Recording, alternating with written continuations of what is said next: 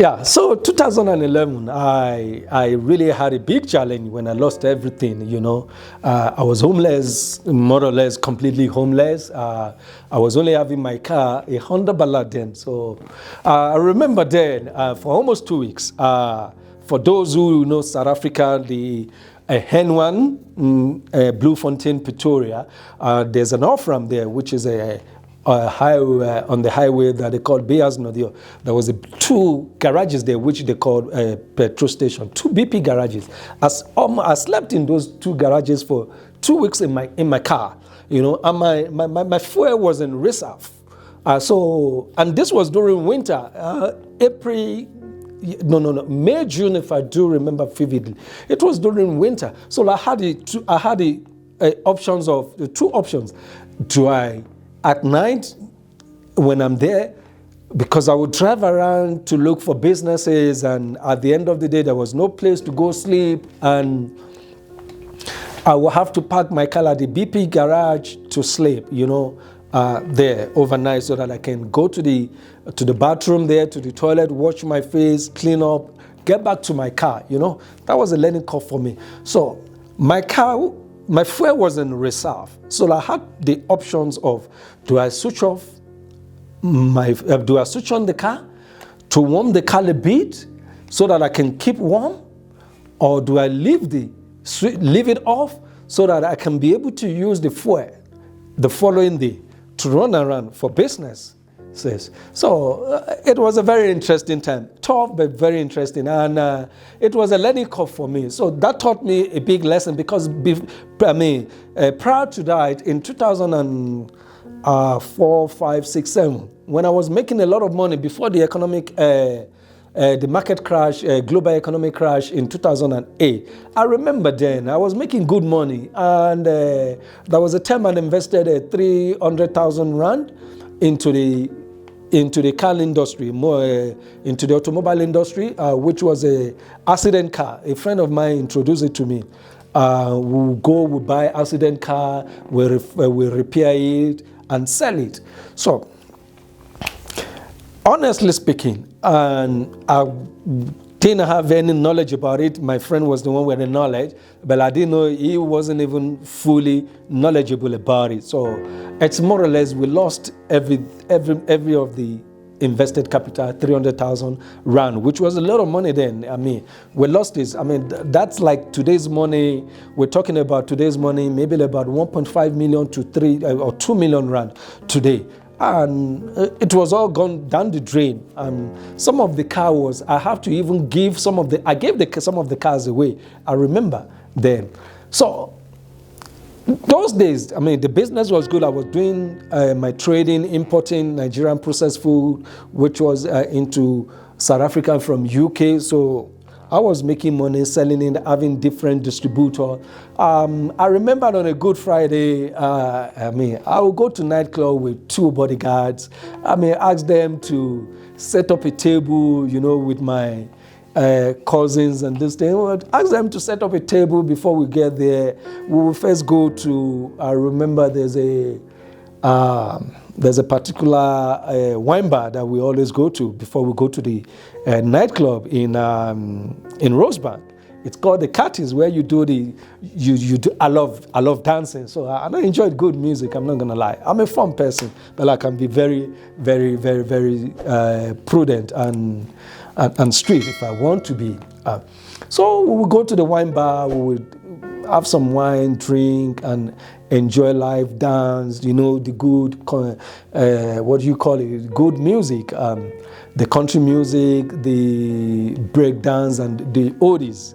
So after like about around 12, then we'll now go to the nightclub with bodyguards. So it was fun. So you make money, you lose money, you misuse money when you don't really have good experience, good financial intelligence. Yeah. So even if you have you still have to pay the price. It's part of life experience. So that taught me a good lesson. So in 2011, when I was sleeping in my car by the Beas Nodio, that was a good learning curve for me then. And I thought life was going to be the end of life, But I realized, no. I was able to pick up myself, because I asked myself, I sat one day and I had a good, what do you call it, discussion with myself, conversation with myself. Yeah, because I think a lot, I talk to myself a lot, I write a lot, I send message to myself a lot, and I was having a true conversation with myself. I say, okay, you lost everything. You went back to Kombi, to public transport, but you were introduced to contract in the private sector and the public sector. From there, you were able to move and gather, make money, and bought a car. So you are here today. This downsize is not going to end you. So that encouraged me, and I go like, you know what, boy, you can do it. So I continue. And during those times, there will be days that I will be driving around, going to look for business from government departments, you know what I'm saying? And private sectors in the banking industry, FMCG and this thing.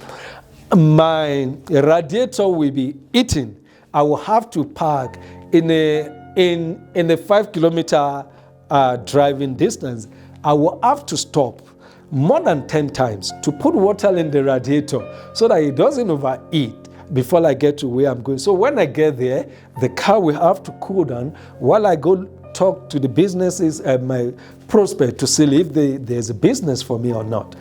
Then when I come back, the car will have cooled down. I will have to wait another 1 or 2 hours before I start to drive again. Then I will always pray then to make sure, or I will make sure I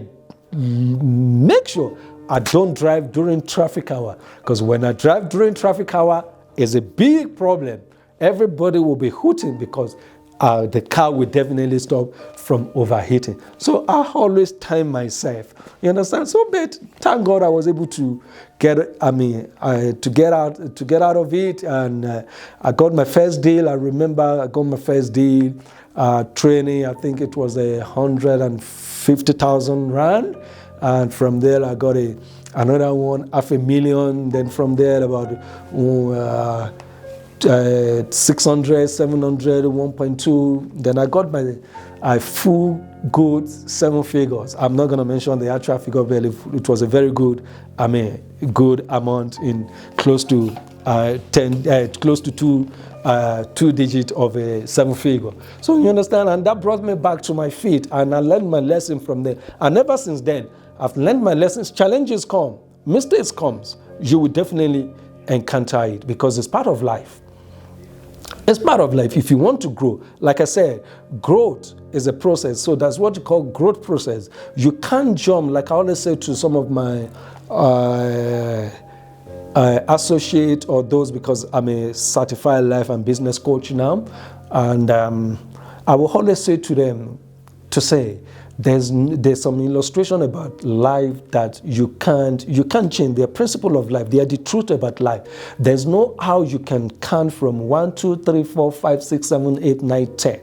If you jump any of those digits, you will come back to it. It will catch up with you if you don't have a backup, or if God has not positioned people to be the one to count those numbers. If you count 1, 2, 3, 4, 5, and you jump to 8, 9, 10, 6 and 7 will catch up with you in the near future. It's just a process of time, except it has been predestined or ordained that there are people which we call destiny helper that has been positioned to help you to scale, to be the one to count the 6 and 7 on your behalf. So you really need to know what time of life are you, what season are you. It's all about time and season. So if you don't know it, you will definitely keep hitting the rock bottom, and you will definitely keep hitting the rock, and you keep asking yourself, why me, why me? So people need to understand and learn about themselves. You need to know you. You know, I always tell people the book of life, it's not a religious book. I call it the oldest book with the latest news and the newest discovery. It's where you will see principles about life.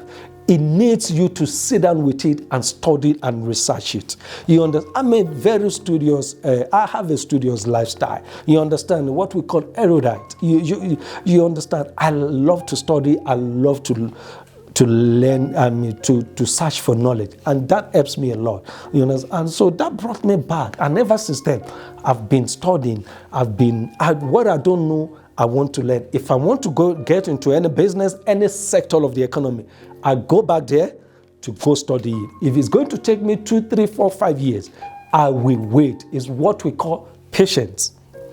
That is the foundation of growth. You need patience. Patience is the seed in growth process. If you don't have patience, you can't really make it good in life.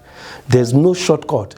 If you want to cut short, it will cut short your life of that business or anything you want to do. So, I've learned my lesson in life, and I'm grateful that has really helped me so far. So, there's a particular industry that I've just ventured into now. I've been studying it. I've been doing a lot of research. I've invested money into it in myself to get information, to get relevant data in it for the last 3.5 years.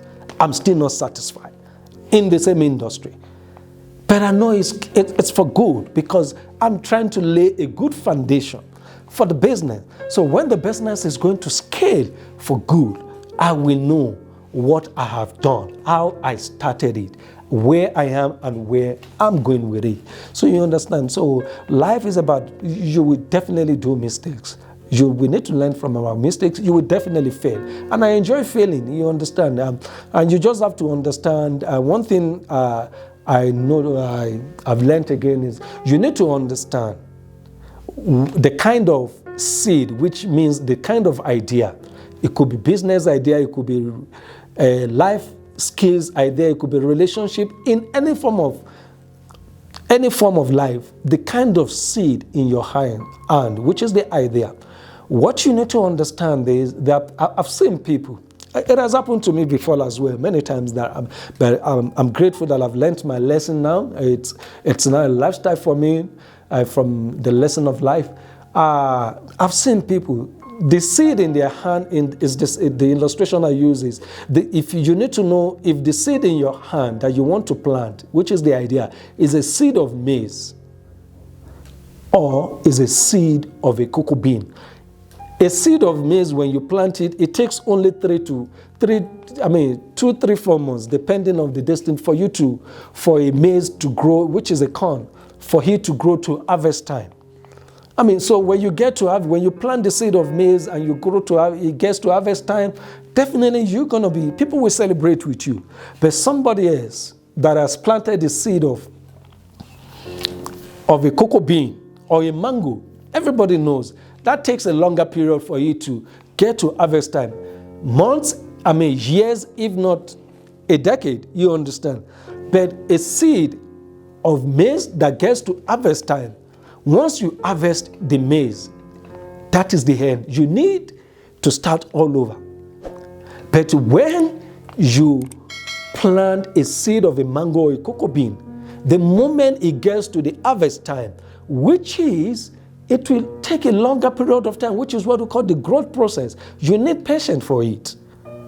You understand? Because in those periods, you need to nurture it, you need to wither away the weeds, you need to water it. But once you get to the harvest time, the cocoa bean fruit or the mango fruit is an everlasting harvest. So that becomes you scaling up. You just have to keep scaling from there. You don't need to go replant the seed. You will just be co-creating. And that's what we call in the business world, where businesses keep coming out of the main businesses. And that's what they call group of companies, investment holding companies. Different businesses will keep coming because the foundation is solid. And I always said, people, be very patient with whatever you are doing. It's a growth process. Life is not a magic. There's nothing new under the sun. It doesn't matter what religion or your skin color. Life is a growth process. You can't give birth to a child today and expect the child to be running in an Olympic game. It's not going to happen. everybody will run away. So it's all about that. You learn from your mistakes and you take it from there and you move on. You understand?